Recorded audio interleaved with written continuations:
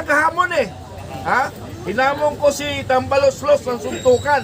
Oh, yung mga tuwad ko, hinamon ko. Bakit wala akong kaso? Ha? Unjust vexation, hamon yun eh. Hindi inciting to sedition yun ha. Hinamon ko sila ng suntukan. No? Ngayon, pero ang hiling ko lang, hindi doon sa loob ng Kongreso. Sa labas, sir. Sa labas, kasi pag sa loob, silang power doon, gagamitin nila ang power laban sa mga taong kaya nilang takutin. Subukan nila akong takutin. Subukan nila. Pero, hinahamon ko ang mga matatapang na mga nasa gobyerno, imyupi man o ano pa man, sa labas ng korte o sa labas ng Congress o sa labas ng mga opisina nila. Kasi kingdom nila yon eh. Pero hinahamon ko sila sa labas para patas ang karapatan ng isang Pilipino. Ano? Isang Pilipino, karapatan natin labanan. So, may mga tanong. Tuloy ba? Bakit kayo atras ba kayo? Hindi! Kayo? Walang atras. May problema kasi tayo. Sa Pilipino kasi, hinihintay muna silang masaktan bago kikilos. Paano yon?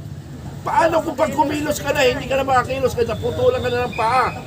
Hihintayin pa ba yun? Dapat ngayon tayo kumilos.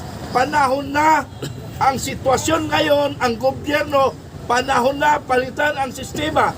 May EDSA 1, may EDSA 2. Anong nangyari? Inciting.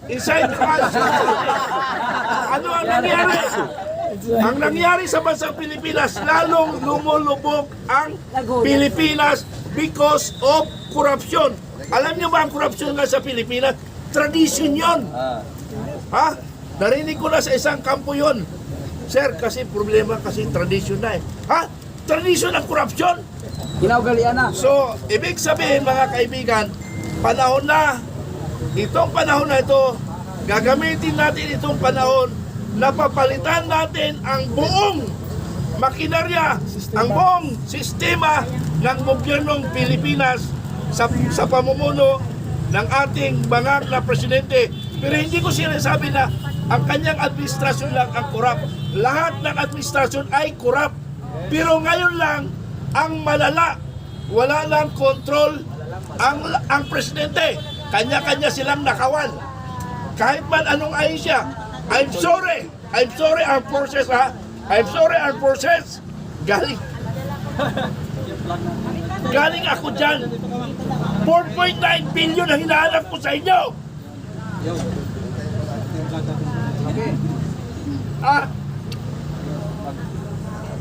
Masakit.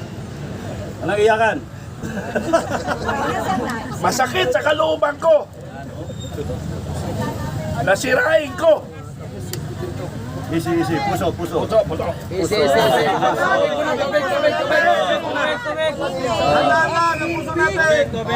Babae. Kiss mo na sa babae. Okay. Masakit ba sa kalooban ko na ang armed forces ay tinitira ko? Pero mas masakit ang maraming byudang namatay dahil sa stress kahintay ng mga differential nila. 2017! Anong taon ngayon? 15, sir. O ilang years na?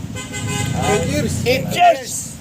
Pag bumaliktad ang panahon, tingnan nyo, ilang lupina, mag-aarap tayo. Ha? Nagpapagamit ka, alam ko, may kakaya ka, pero ginusto mo ma-promote ka ng general. I'm sorry for the word. Sorry. Pero talagang dapat sabihin yan para alam ng publiko. Because public pa yan na dapat alam ng publiko dahil pira ng taong bayan yan.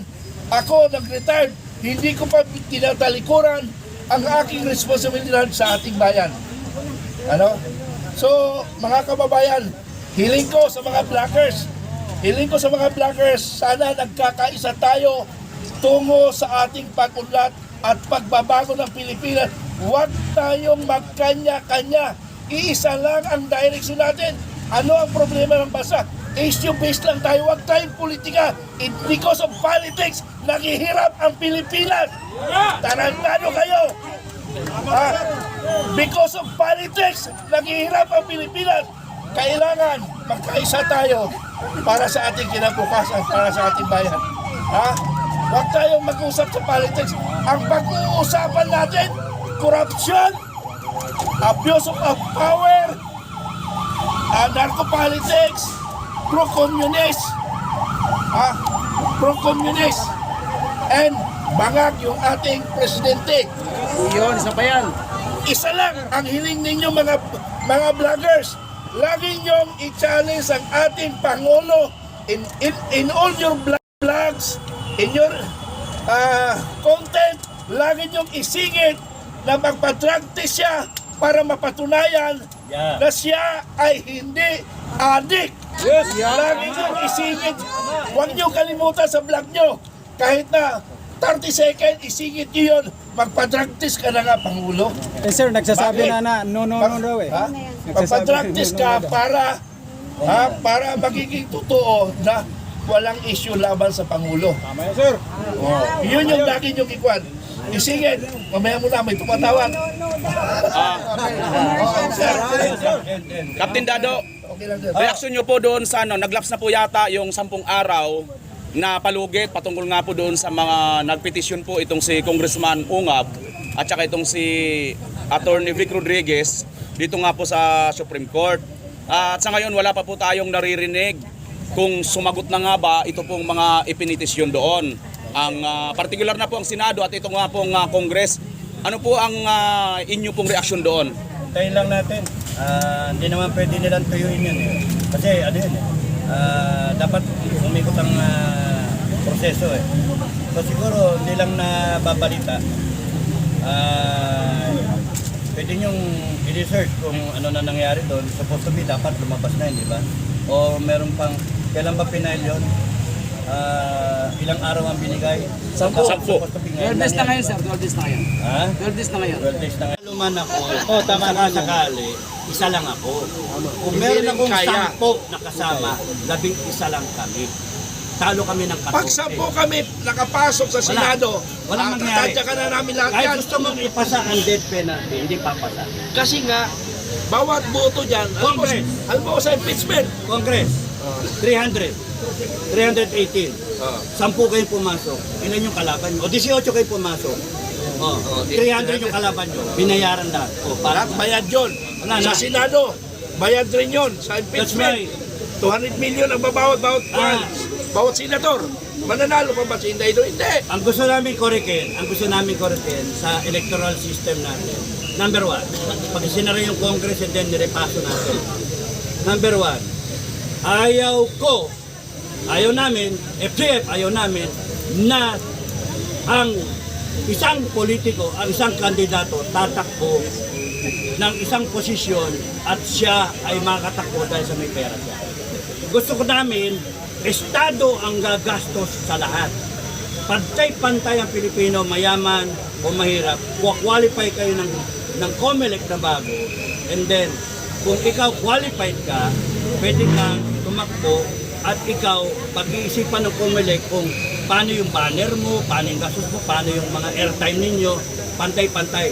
Sila ang gagastos, sila babudget. Taong bayan ang mag-budget sa COMELEC para kahit ikaw gusto mo tumakbo, gusto mo tulong, ikaw gusto mo tumakbo, pwede. Pwede.